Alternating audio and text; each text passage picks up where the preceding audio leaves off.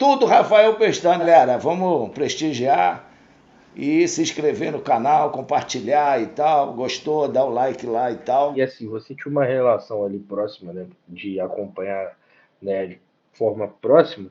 Queria que você contasse ali, né, como que foi a partida dele, né? Porque o Brasil ficou de luto, né, no ano de 1994, que é um ano que é relembrado, né, pela Copa do Mundo, mas também ali foi um ano que marcou muito negativamente, que foi a partida do querido Ayrton.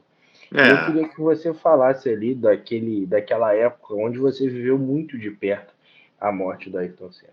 Então, aquele final de semana foi terrível lá em Imola, né? Não é o Brasil que ficou de luto, o mundo ficou de luto. Pra você ter uma ideia, nunca tinha fechado a fábrica da Honda no Japão. E na segunda-feira, dia 2 de maio, a Honda decidiu fechar a fábrica, que ele era como um samurai no Japão, né? Os japoneses tinham um amor pelo Ayrton assim impressionante, porque era motor Honda, né? A McLaren, quando ganhou em 88, né? E ele trabalhava muito com os engenheiros da Honda, né? O japonês era apaixonado, como o resto do mundo, apaixonado pelo Ayrton. Aquilo lá foi um final de semana terrível. Na sexta-feira nós já tivemos um acidente com o Rubinho Barrichello, que em nível de espetáculo, né, um acidente espetacular, né? O carro foi parar no alambrado quase, né? Não, literalmente no alambrado.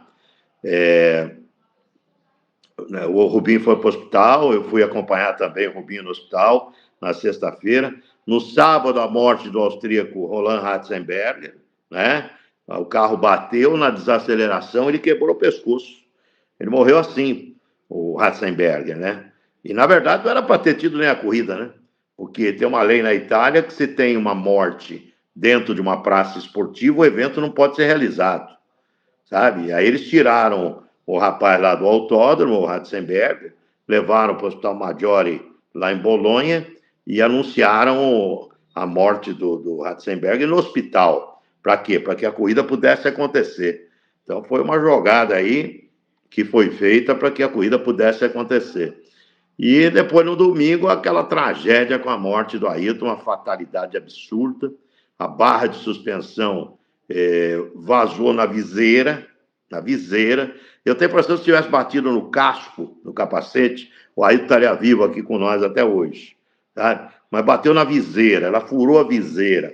Sabe? Quando ela furou a viseira, aí aquela barra de suspensão pegou em cima do supercílio e houve uma.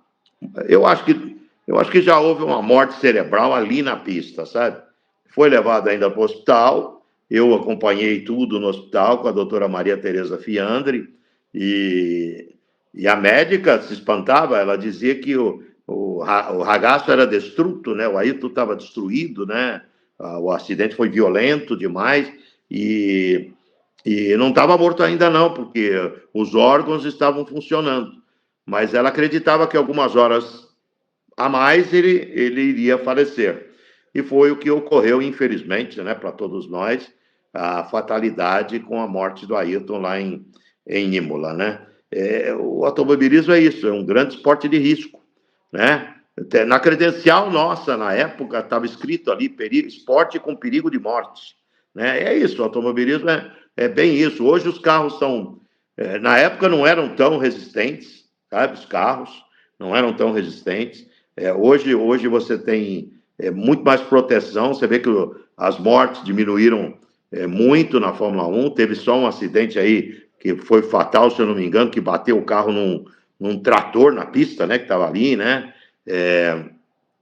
mas as sequelas são menores com a segurança que os carros têm hoje, né, a proteção que o piloto tem hoje, a tecnologia ajudou muito também no capacete, né, mas aí no caso foi a viseira, né, houve a barra de suspensão furando a viseira, entrando por dentro da viseira, e aí a morte do Ayrton, que foi uma coisa muito triste. Eu perdi todo o encanto pela Fórmula 1, é verdade. Eu perdi, sim, todo o encanto. Assisto de vez em quando uma corrida ou outra mais interessante, mas é muito difícil de eu falar, olha, vou ver uma corrida do começo ao fim. Não vejo mais. Não vejo. Eu perdi o encanto. Eu me lembro, rapaz, a corrida seguinte, depois da morte do Ayrton, foi a corrida em Mônaco.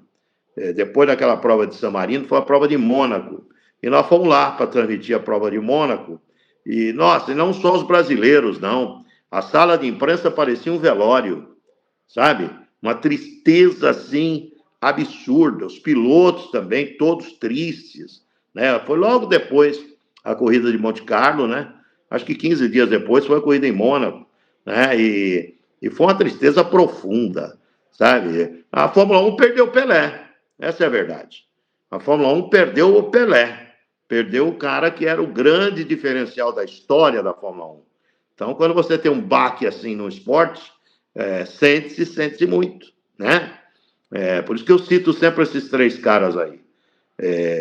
Pelé no futebol, Michael Jordan jogando basquete e Ayrton Senna pilotando um Fórmula 1. Para mim não tem igual. Foi talvez um dos momentos mais tristes da minha vida, sabe? Acompanhar tudo aquilo, sabe? Foi um final de semana, assim, muito difícil. Jornalisticamente, foi um grande amadurecimento para todos os profissionais que trabalharam naquela cobertura. Claro, foi um amadurecimento profissional para todos nós. Eu gostei muito do comportamento de toda a imprensa do mundo. Ninguém estava preocupado em dar furo de morte. Isso não existe. Esse negócio de ficar... eu dei o furo que morreu. Isso é ridículo, né? Então, ninguém estava preocupado com isso. Concordo. Concordo, 100%. 100%. Teve lá um equilíbrio muito grande, teve uma serenidade muito grande de todos aqueles que estavam cobrindo aquele final de semana lá em Imola, na Itália, né? Muito duro, muito triste. E o automobilismo, a Fórmula 1, para mim, nunca mais foi a mesma. Não, e minha mãe sempre fala isso também. Minha mãe assistia pra caramba na época. Claro, você tinha... Olha, depois veio o acidente com o Schumacher, né? O acidente com o Schumacher, que para mim, depois do Ayrton, o melhor que eu vi pilotar, chama-se Michael Schumacher, né? O alemão. A gente tem que reconhecer o talento desses caras, Verstappen, Hamilton, todos os campeões aí, o Vettel, que foi campeão também, tem que reconhecer o talento desses caras. Mas eles estão, na minha concepção, distantes, mas muito distantes do que representou Ayrton Senna para a Fórmula 1. Se você perguntar a eles... Eles vão falar isso. Eles vão falar isso, sabe? Não dá. É a mesma coisa, vou dar um exemplo aí, ó. Vou dar um exemplo de goleiro. O Marcos foi goleiro do Palmeiras, né? Pode vir qualquer outro goleiro que não dá. O Marcos é o Marcos. O Rogério Ceni foi goleiro do São Paulo a vida inteira. Pode vir o goleiro que quiser. Ninguém se compara ao Rogério Ceni no São Paulo, né? A história do Rogério, as conquistas do Rogério, não dá para comparar. Os gols, o cara marcou mais de 100 gols como goleiro, não dá para comparar. O Ayrton é isso. Então, você tem aí grandes pilotos hoje. Tá? Você tem que entender o seguinte, para pilotar um Fórmula 1 a 300 por hora, você tem que ser bom. O cara tem que ser bom. Ninguém pilota o negócio daquele lá se não for bom.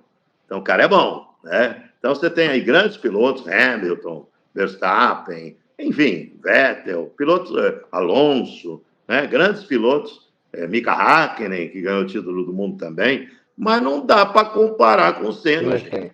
Não.